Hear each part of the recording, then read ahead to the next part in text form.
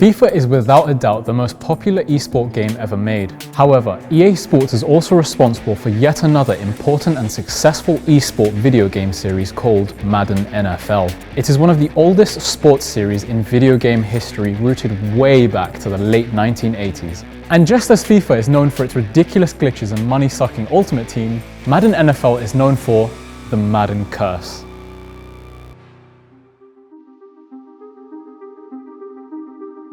Now, when I say curse, you're probably imagining that scary little girl from The Ring or any other freaky-ass Japanese horror film. Yet, the curse of the Madden cover, as dumb as it sounds, is hard to be ignored. For many years now, the players who've appeared on the box art, once rising stars or extraordinary players, have later been kicked in the balls by Lady Luck herself. The game was created in 1989 and is named after John Madden, the former player, coach, and legendary commentator of the NFL League. Until 1998, Madden was the only face of the series. But EA decided to switch it up a little, choosing Garrison Hearst to feature on the cover of Madden NFL 99. And with that, the curse was unleashed. In 1988, Hearst was probably having the best year of his career, and his record-breaking season was destined for Hall of Fame glory. But then tragedy struck. Hearst suffered a horrific ankle fracture, causing his bone to literally die. A year later, Barry Sanders, considered by many to be the best running back in the NFL's history, appeared on Madden's cover and shocked the world, unexpectedly choosing to end his career. The only man who's ever gained 1,000 yards 10 straight seasons will retire Wednesday, not with the press conference, but with a statement, and Barry will not be available for comments. And Dorsey Levens, who replaced Sanders for the Madden 2000 game's re-release, suffered a broken knee, an injury essentially flushing his career down the toilet. But this was just the beginning. The 2001 cover, Eddie George, lost the game-ending season for his team and later, tormented by numerous injuries, recorded the worst individual record in his career from which he never recovered. The 2002 cover, Dante Culpepper, the leader of one of the most explosive offenses in the league, suffered a season-ending knee injury that stopped his promising career. 2003 cover.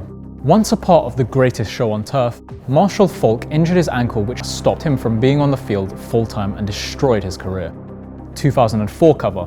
Michael Vick suffered a serious fibula fracture and missed 11 games that season. Oh, and he also got sent to prison for organizing illegal pit bull fights. You think that's a lot? I'm just getting started. 2005, Ray Lewis, broken wrist and thigh injury. 2006, Donovan McNabb, a hernia injury, a groin injury, a knee ligament rupture, and a public feud with teammate Terrell Owens. 2007, Sean Alexander, fractured wrist, sprained knee, sprained ankle, and soon out of the league. 2008, Vince Young, injured quadricep, injured knee, and suffered serious psychological problems, and the list just goes on. The curse was finally said to be over with Patrick Mahomes, the face of Madden NFL 20, winning the Super Bowl and the MVP award.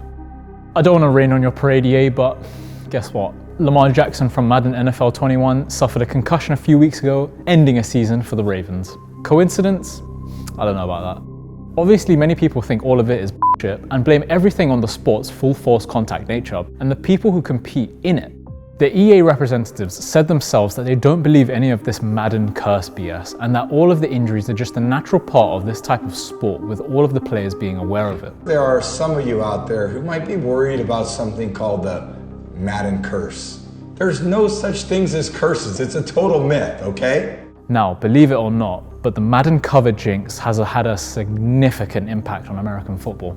The legend of the curse has got people convinced to the point where some bookmakers are actually taking bets on the probability of an injury to the player currently featured on the cover. Also, fan clubs are often openly protesting against having their favorite players on the box art out of fear of losing their star players, the Grim Reaper, throwing them in the career graveyard.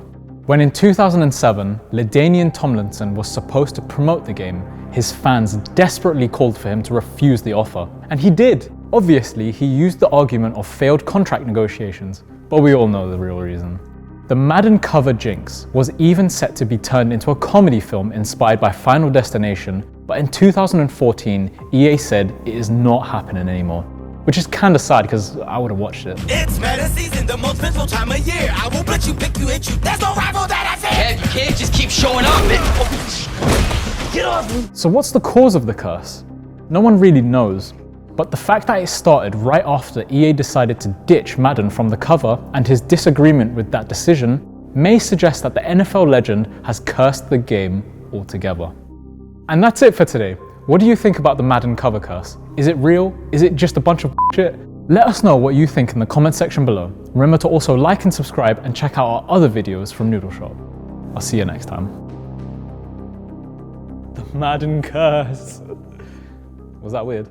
Weronika, don't f***ing use that, please. He's gonna put that in. No, please, I'm begging you. I regret it. That's f***ing cringy, man. F***ing cringy, man. Suffered a broken knee in injury. Yeah, he suffered an injury. Injury.